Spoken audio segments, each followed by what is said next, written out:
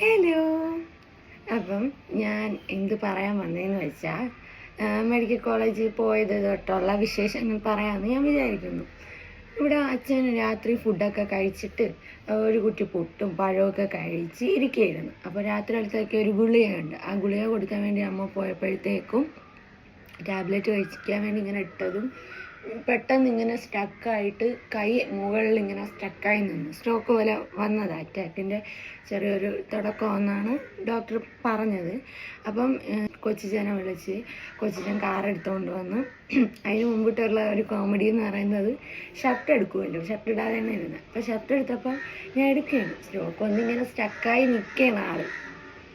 അപ്പോൾ എൻ്റെ അടുത്ത് ആ ഷർട്ടല്ല അപ്പുറത്തെ ഷർട്ട്. അപ്പം അത്രയും നേരം സീരിയസ് ആയിട്ട് നിന്ന് എല്ലാവരും ചിരിച്ച്, കോമഡി ആയിരുന്നു അത്. അപ്പോൾ ഷർട്ട് എടുത്ത് കൊടുത്ത് അത് കഴിഞ്ഞിട്ട് ഇവിടെ നിന്ന് ഇടവഴിയിലൂടെ കൊണ്ടുപോയി അവിടെ വീണ്. പിന്നെ കാറെടുത്ത് വേഗം പ്രൈവറ്റ് ഹോസ്പിറ്റലിൽ കൊണ്ടുപോയി. അപ്പോൾ ഓക്സിജൻ്റെ അളവ് കുറവാണ്. അവിടെ നിന്ന് പിന്നെ ഈ അവർ ഓക്സിജനൊക്കെ വെച്ച് കൊടുക്കുമല്ലോ, ആ ഓക്സിജനൊക്കെ നമ്മളെ കൊണ്ട് മേടിപ്പിച്ച് അത് അവർക്ക് വാങ്ങിച്ചു കൊടുത്തിട്ട് ആംബുലൻസ് അവർ തന്നെ അറേഞ്ച് ചെയ്തിരുന്നു. അപ്പം ആംബുലൻസിൻ്റെ ഫീസ്, ഇവിടുത്തെ മരുന്ന് എല്ലാം കൂടെ അടച്ച് അവിടുത്തെ ഡോക്ടർ മെഡിക്കൽ കോളേജിലേക്ക് എഴുതി തന്ന് അങ്ങനെ നേരെ നമ്മൾ മെഡിക്കൽ കോളേജിലോട്ട് പോവുകയാണ്. ഇവിടെ നിന്ന് നേരെ മെഡിക്കൽ കോളേജിൽ പോയി. മെഡിക്കൽ കോളേജിൽ ഓക്സിജൻ്റെ കാര്യം അതും ഇതെന്നൊക്കെ പറഞ്ഞ് നമ്മൾ അച്ഛൻ പിന്നെ ഓക്കെ ആയി. നമ്മൾ സംസാരിച്ചു കൊണ്ടിരുന്നപ്പം വീണ്ടും പെട്ടെന്നൊരു ഒരിക്കൽ കൂടെ അത് വന്ന്. അപ്പം ഭയങ്കരമായിട്ട് പേടിച്ചു പോയി.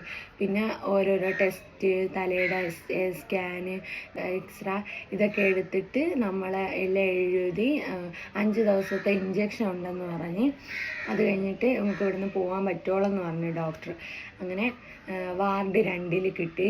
അത് കഴിഞ്ഞിട്ട് ബെഡൊക്കെ കിട്ടി. അവിടെ നിന്ന് ഇതൊക്കെ ആയി, ഡോക്ടറൊക്കെ വന്ന് ഇതൊക്കെയാണ് ഇങ്ങനെയൊക്കെ പോയി. അങ്ങനെ ബാക്ക് ടു നാളെ എന്ന് പറഞ്ഞാൽ 5 ദിവസം കഴിഞ്ഞു. ഇഞ്ചക്ഷനൊക്കെ കഴിഞ്ഞാലും ടെസ്റ്റുകളുണ്ട്, ഒത്തിരി ടെസ്റ്റുകൾ ചെയ്ത് വന്നാൽ അവർക്ക് മനസ്സിലായ ഇവിടെ ഒരു കുഴപ്പമില്ല എന്ന് മനസ്സിലായാൽ മാത്രമേ നമുക്ക് ഡിസ്ചാർജ് തരുള്ളൂ. അമ്മ പറഞ്ഞ് എന്തായാലും വന്നില്ലേ, എല്ലാം ടെസ്റ്റും അതും ഇതും എല്ലാം ചെയ്ത് ക്ലിയർ ആക്കിയിട്ട് നമുക്ക് പോവാമെന്ന് പറഞ്ഞു. അപ്പം അതിനുശേഷം അവിടെ കുറേ ആൾക്കാർ നമ്മൾ ആരുടെടുത്തും ചെന്നോടനെ മിണ്ടടിക്കുകയൊന്നും ഇല്ലല്ലോ. പക്ഷേ അവിടെ പിന്നെ 2 ദിവസം 3 ദിവസമൊക്കെ കഴിഞ്ഞപ്പോഴത്തേക്ക് എല്ലാവരുമായിട്ട് നല്ല കൂട്ടായി. ഒരു ഫാമിലി പോലെ, അയൽവക്കം എന്നൊക്കെ പറയില്ല, അതുപോലെ നല്ല സ്നേഹവും ഒക്കെ ഉള്ള ആൾക്കാർ. ഓരോരുത്തരും നമ്മൾ നോക്കിയാൽ ഓരോരോ അസുഖം വന്നിട്ട് വരുന്ന ആൾക്കാരാണ്. അപ്പം അവിടെ പോയപ്പോൾ എനിക്ക് മനസ്സിലായത്, നമ്മൾ രാത്രി ഇവിടെയൊക്കെ സുഖമായിട്ട് കിടന്നുറങ്ങുമ്പോൾ ഇത്രയും പേര് അവിടെ ഉണർന്നിരിക്കുന്നുണ്ട് എന്നുള്ളൊരിത് മനസ്സിലായി. ഒരപ്പൂപ്പയും അമ്മൂമ്മ ഉണ്ടായിരുന്നു. അവർ ഭയങ്കര സ്നേഹമാണെങ്കിലും ഇടയ്ക്ക് വഴക്കാണ് അവിടെ.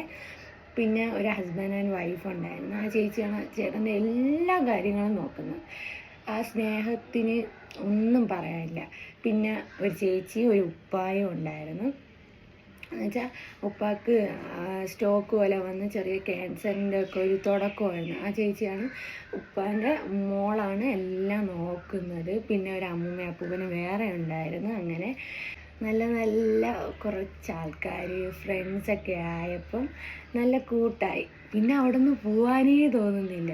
ഞാനിപ്പം വീട്ടിൽ വന്നിട്ട് അമ്മ പറയും 2 ദിവസം കഴിഞ്ഞ് വന്നാന്ന് പറഞ്ഞാലും ഞാൻ ഇവിടെ നിൽക്കില്ല. എനിക്ക് പെട്ടെന്ന് അവിടെ തിരിച്ചു പോകണം. കാരണം അവിടെ അത്രയും നല്ല രസമാണ്. മെഡിക്കൽ കോളേജ് എന്ന് കേൾക്കുമ്പം എനിക്ക് ആദ്യം ഭയങ്കര പേടിയാണ്, ഞാൻ പോയിട്ടില്ല അവിടെ.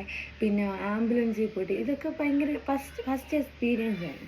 അവിടെ ചെന്ന് കുറേ ആയപ്പോഴത്തേക്കും അടുത്ത ഡോക്ടേഴ്സ് ആയാലും ചേച്ചി ചേട്ടന്മാരൊക്കെ ആയാലും നല്ല ഒരു വൈബ് കിട്ടിയായിരുന്നു. ഓക്കെ ആയിരുന്നു. അത്രയും നല്ല ഫാമിലീസ് ഉണ്ട് അവിടെ. പുതിയ ആൾക്കാരാണ്. എന്തൊക്കെയാണെന്ന് നമുക്ക് മനസ്സിലാക്കാൻ പറ്റും.